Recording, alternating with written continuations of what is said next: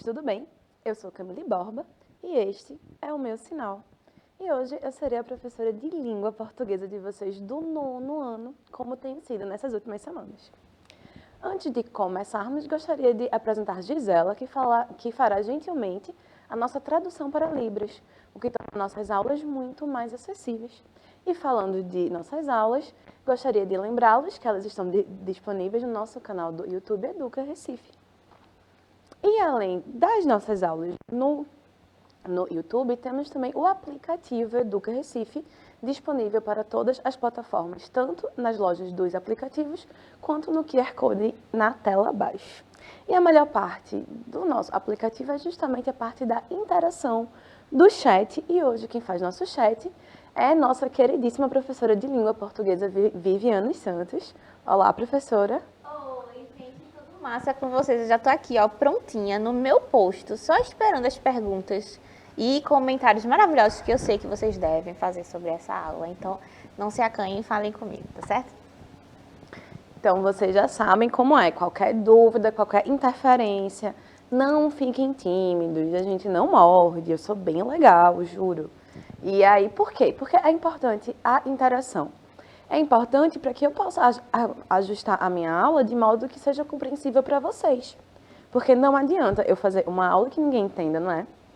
E hoje a gente vai continuar com aqueles assuntos que são um pouco mais técnicos, um pouco menos discursivos, que são os sinais de pontuação. Em especial, hoje daremos continuidade ao tema travessão e também vamos falar um pouco sobre as aspas, tá certo? Então, antes da gente começar, vocês sabiam que hoje é o último dia de inscrição para o Ensine, aquele evento massa que o SETCine está produzindo e no qual vocês podem inscrever tanto vídeos quanto fotos, aqueles videozinhos que vocês devem fazer para as redes sociais. Eu não, né, que sou uma velha, que não faço mais isso, mas vocês que são jovens, antenados aí, ó, vamos falar um pouquinho do Ensine? Tá tudo bom contigo? Tudo bem. Olha, eu tô tão feliz. Por quê? Nossa, a gente tá ficando famosinha desse lado, vice. Aí eu tô querendo agora, porque eu descobri lá no EMAD. Olha, você até que tem lá o SETCine. É do Ensine, menino. Ensine? Sim, tu nunca escutasse não, foi? Eu não acredito. Ensine. E o SETCine, eles estão organizando esse ensino. Quero participar. E como é que eu faço? Olha, tu não é digital, né? Sou. Nem parece que é digital. Por quê? Nem sabia do Ensine? Não sabia do Ensine, Mas eu tô vou te dizer, lembrando. tu vai lá nos teus computadores e bota Ô, senhorinha, daqui www, não é www não, senão ninguém vai conseguir encontrar. É, não. Aqui é como? É ensine.educ.rec.br. Ah, tu é digital Se tu mesmo. colocar www, tu não vai achar Tu nada. é digital mesmo. É. Aí tu procura lá, faz tua inscrição. Porque esses videozinhos assim, Esses que eu gosto de fazer, né? na rede, na rede. É esse E vai mesmo. daquelas coisinhas, aquelas gracinhas, aquelas dancinhas, aquele negócio. Oxe, aí tu pode concorrer. É, porque tem várias E categorias, você né? também, viu, crianças? Pode participar. Tem várias categorias. Tu se inscreve na categoria que tu se encaixar. Ela não se interrompe, você não entende nada. Sou muito rápida, Maria. Tu é digital mesmo, eu que não sou. Eu tenho que aprender a ser digital. Vou fazer uns vidinhos. Eu fui buscar, olha, eu ganhei, olha, um troféu, olha que lindo. Já ganhou. Porque eu já ganhei. Porque tu sabe, né? E eu sou muito inteligente. Mesmo sendo digital assim como tu, mas eu arraso. Eu ganhei, vocês querem ganhar? Quem quiser ganhar, Inscreve, ó. inscreve, feito Marieta já ganhou um e agora ela vai tentar ganhar outro. Eu vou ganhar, porque eu não consigo. Eu tô contigo, eu vou ganhar, né? Eu vou ganhar, vai ser tu. Fui eu. E aí, gente, vamos então ouvir as palavras de Marieta e Serafina, as nossas palhacinhas aqui da EMAD, que gentilmente fizeram aqui essa propaganda, né, pra gente poder se inscrever no Ensine. Então, se vocês têm algum material, HQ, fotografia, videozinho, leitura de conto, poesia, se inscrevam, lembrem que vocês precisam da assinatura dos pais de vocês, tá? Dos pais irresponsáveis. Voltando aqui agora ao tema da nossa aula, vocês lembram que há algumas aulas a gente deu uma estudada mais aprofundada sobre os sinais de pontuação? Que tal se agora a gente fizesse uma pequena revisão, né? Então, relembrando os sinais de pontuação, a gente tem o ponto final, que funciona para quê? Indicar o final de uma frase declarativa, separar períodos e abreviar palavras. O que seria uma frase declarativa? O dia hoje está lindo. Eu estou declarando algo. Separar períodos, que são, no caso, as orações, o conjunto, né, de orações, e abreviar palavras. A gente tem os dois pontos, que funcionam para quê? Iniciar fala de personagens, anteceder apostos ou orações apositivas, enumerações ou sequências de palavras que explicam e ou resumem ideias anteriores. Por exemplo, 2 pontos, eu vou resumir algo que eu vou falar, né? Anteceder citação direta. Então, por exemplo, segundo Butler, 2 pontos. Todas as relações são relações de poder. Então, aqui eu introduzo com os 2 pontos uma citação direta. E essa citação direta deve estar o quê? Entre aspas. Vocês lembram disso? As reticências, que funcionam para quê? Indicar dúvida ou hesitação, interromper uma frase incompleta sintaticamente, concluir uma frase gramaticalmente incompleta com a intenção de estender a reflexão, suprimir palavras em uma transcrição. Vocês lembram que na aula de ontem a gente viu o poema Pneumotórax de Manuel Bandeira? E lá ele faz o uso da reticência também para estender a reflexão, também para dar essas pausas, também para indicar essa hesitação. A gente tem os parênteses, que são usados para quê? Isolar palavras, frases intercaladas, de caráter explicativo, datas, e também podem substituir a vírgula ou o travessão. Temos o ponto de exclamação, que pode ser usado após o vocativo, por exemplo, vivi, exclamação. Final de frases imperativas, faça, coma, ande. Após interjeição, oba, ups. Após palavras ou frases de caráter emotivo, expressivo, amo você, estou feliz. Então, é um ponto que marca esse entusiasmo, essa exclamação, esse ímpeto. O ponto de interrogação, que a gente usa para quê? Em perguntas diretas. Perguntas diretas são aquelas o quê? Por que você fez isso? Esta é uma pergunta direta. Às vezes pode ser utilizada junto com um ponto de exclamação para enfatizar o enunciado. Por exemplo, não acredito, é sério? Então, você tem uma ênfase exclamativa em uma pergunta direta. E aí você pode associar a interrogação e a exclamação. Isso por quê, gente? Porque qual é uma das funções da pontuação? Vocês lembram? É de justamente emular, né, de simular no diálogo, no nosso texto, essas marcas da oralidade também. Então, as pausas, as interjeições, as empolgações, as dúvidas, as reticências, essas que são marcadas no nosso diálogo com pausas, né? E a gente precisa transpor esses sinais para o texto. E a gente faz isso como? A gente faz isso através dos sinais de pontuação, tá certo? A gente tem a vírgula. E aí a vírgula? Eu preciso dizer que eu fiz uma seleção. Porque há outras funções da vírgula, além dessas que eu trouxe. Mas são funções que exigiriam outros conhecimentos prévios que a gente ainda não trabalhou. Então, eu preferi suprimir toda a parte de orações subordinadas adverbiais e substantivas, tá certo? Então, a gente vai ver usos da vírgula que a gente já viu na aula passada, em aulas passadas, e de modo que vocês consigam acompanhar, né? Então, a vírgula é usada para quê? Separar o vocativo. E o vocativo nada mais é que um chamamento. Então, Camille, vírgula, faça as suas malas. Eu tenho aqui um vocativo. Separar apostos, separar elementos de uma enumeração. Então, fui à feira e comprei banana, maçã e melancia. E aí eu vou separar com vírgulas. Isolar expressões explicativas. Vivi, que é professora de português. Essa informação ela vem entre vírgulas.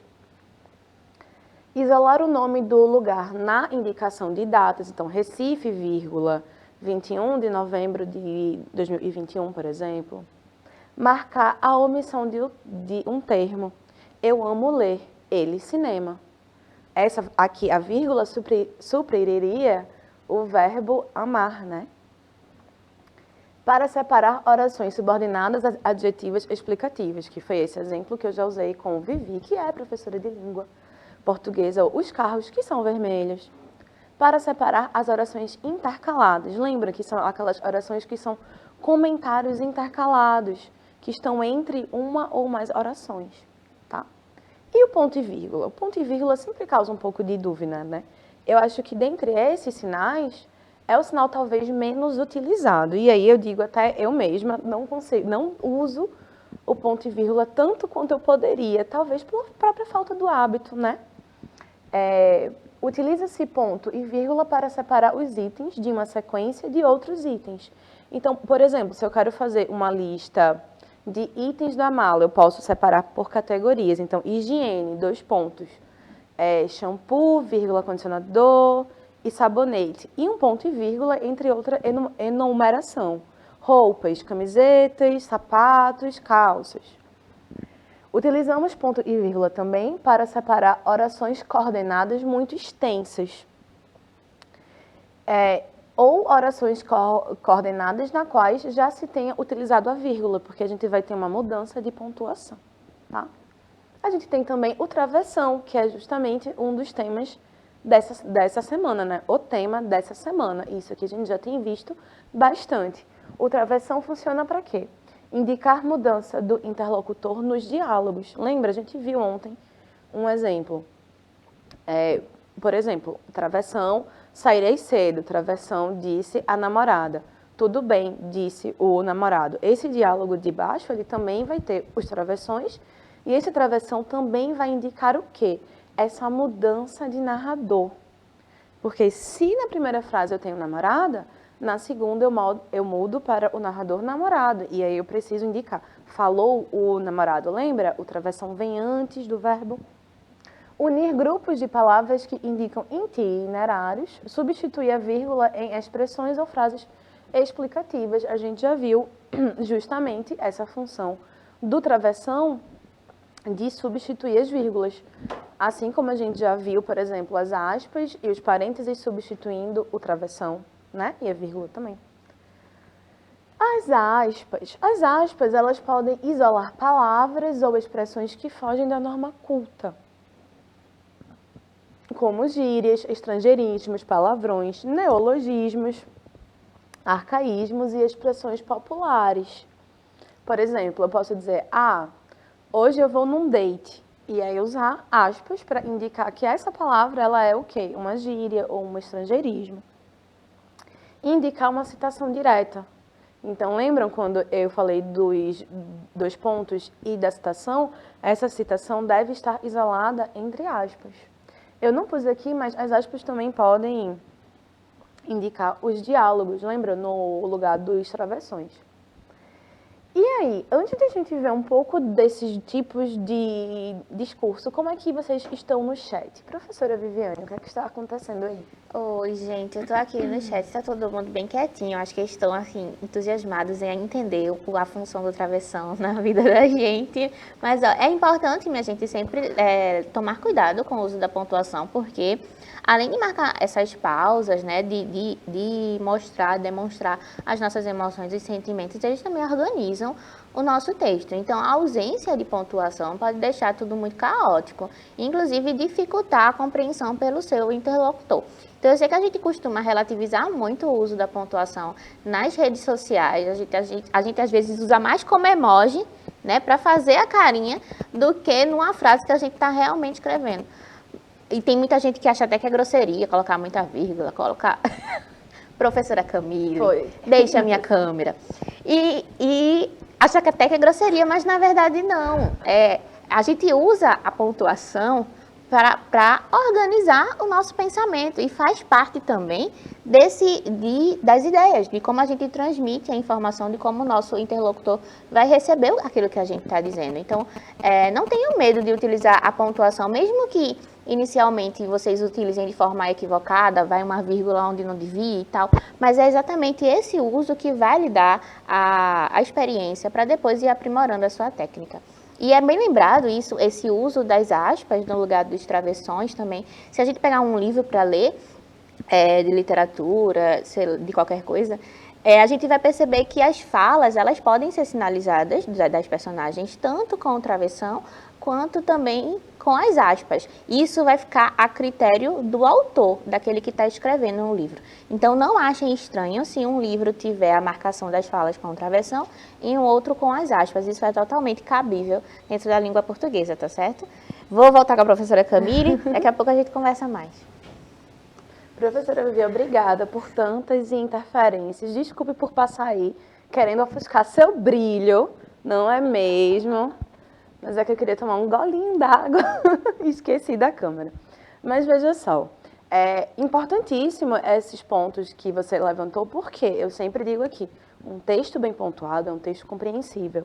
A gente não pode esquecer que às vezes uma vírgula ela muda completamente o sentido da oração.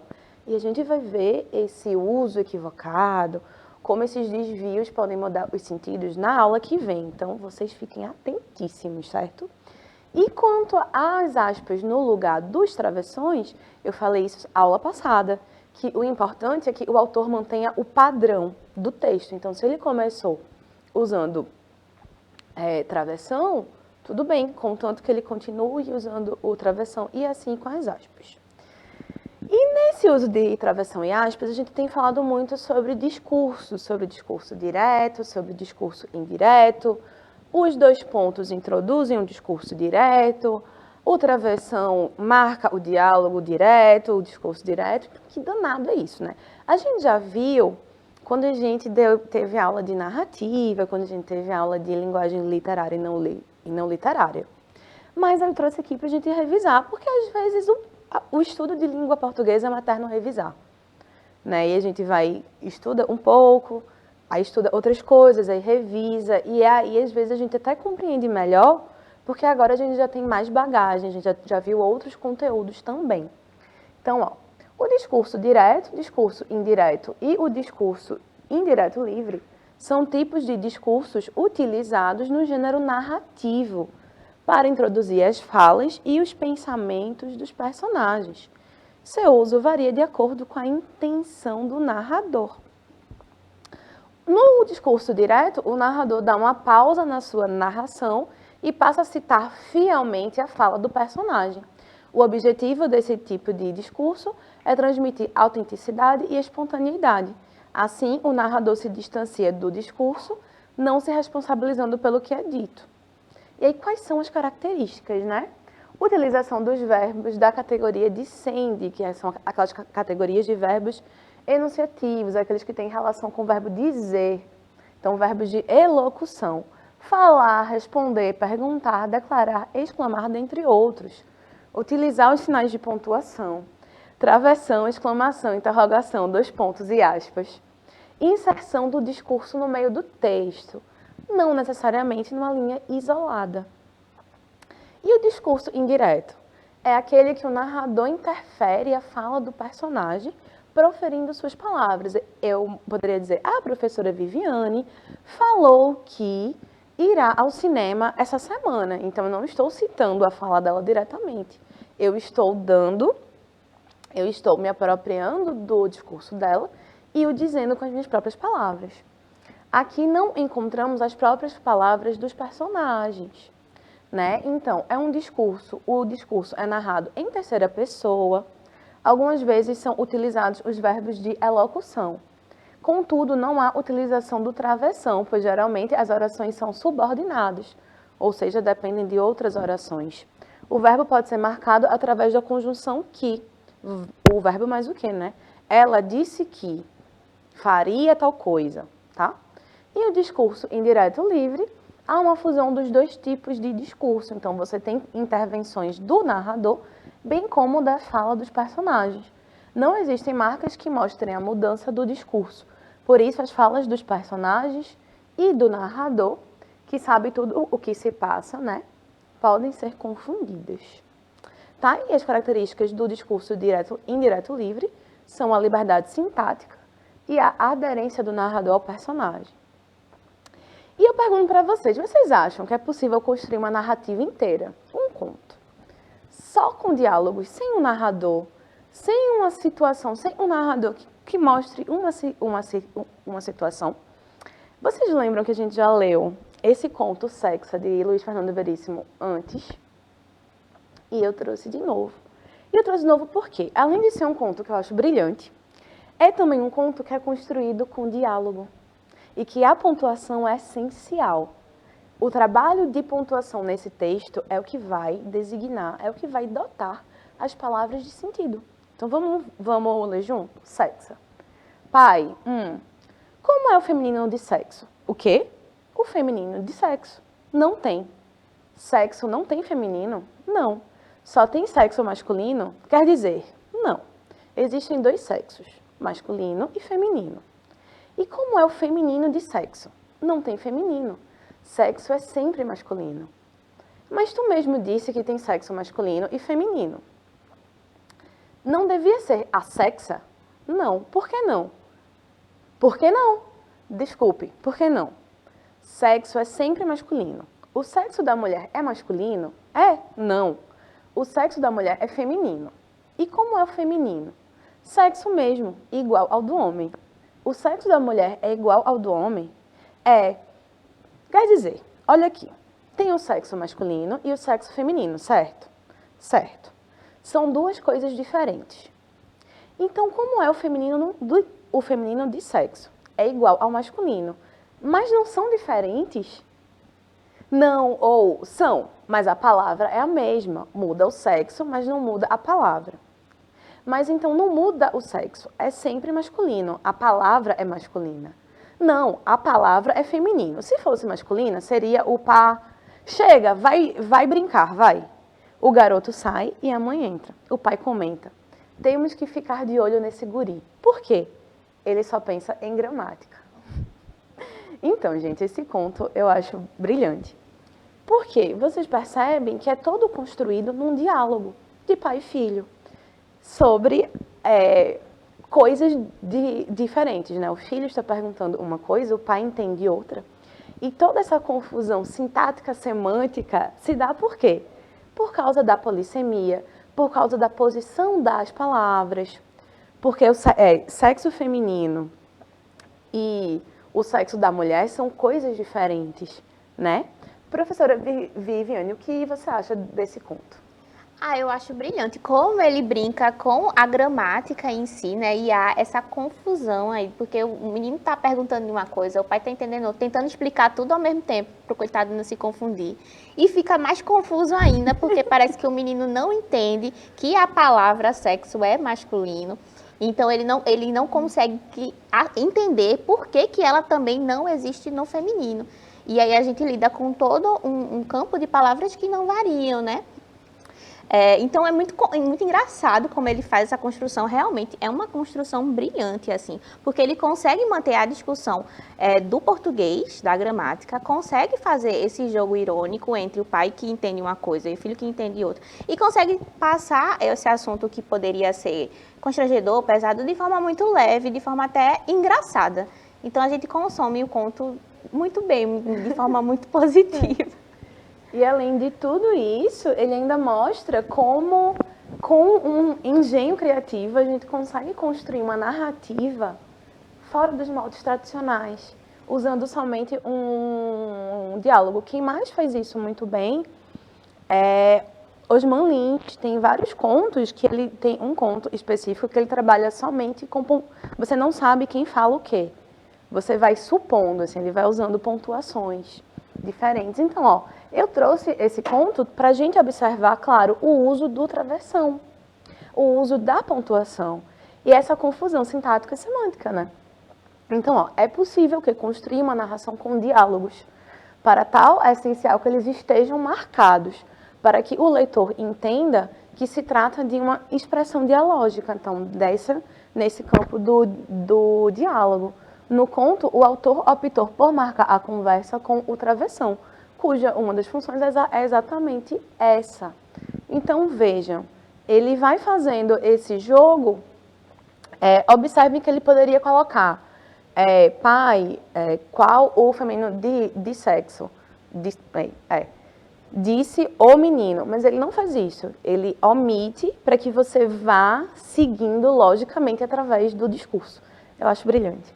Para casa, eu queria que vocês vissem esse excerto de Canção do Exílio, de Gonçalves Dias. Ó.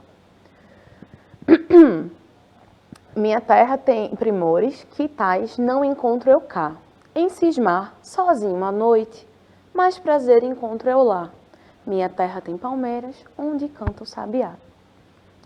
E na estrofe da Canção do Exílio, o poema de Gonçalves Dias, o emprego do travessão duplo indica uma citação, uma interrupção, uma intercalação, um discurso direto ou um discurso indireto. Hein? Aqui estão as referências. E, gente, como sempre, foi um prazer estar aqui com vocês. Eu espero que vocês tenham gostado da aula de hoje, certo?